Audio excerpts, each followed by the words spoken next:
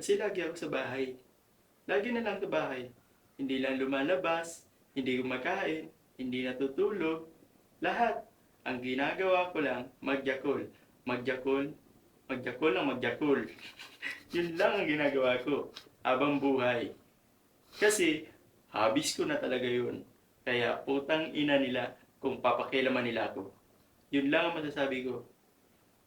Kaya, sabi ko sa'yo, ganito lang yun. Pag nagjakul ka, ay, di ka pala makakapagjakul. Kasi babae ka. Tama ba ako? Oo nga. Tama ako. Kasi wala akong maling sinasabi. Lahat ng sinasabi ko ay tama. Tama lahat ng sinasabi ko. Kung ikaw, magjajakul ka, ang sasabihin ko sa'yo, wag na. Kasi hindi mo naman magagawa magjakul. Kasi nga, babae ka. Huwag kang tanga. Hayop, tarantado. Anong tarantado? Dito banda. Dito banda. Yung pagtatarantado mo.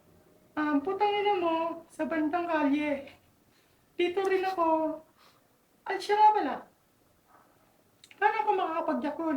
Eh, gusto ko maranasan yung pagjajakol. Paano nyo? Ba't di mo tinuloy yung sinasabi mo?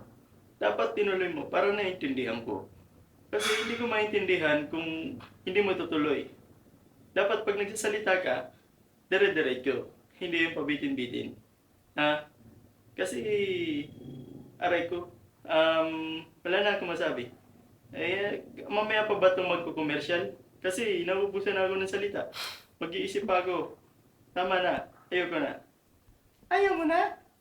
Gusto ko pa. Gusto ko pa ng pagyajakul. Ang usapan na to ay maganda. Totoo ba yon?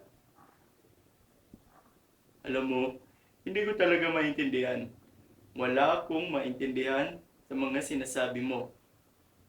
Um, Alam mo ba yung alaga kong kambing? Ha? Kambing yun, kambing. Hindi yun aso. Doon ako natuto. Mm, ah, Doon ako natuto magyakol. Kasi nung una, binili ko ng anak ko ng kambing. Tapos, tinira ko sa puwit yung kambing.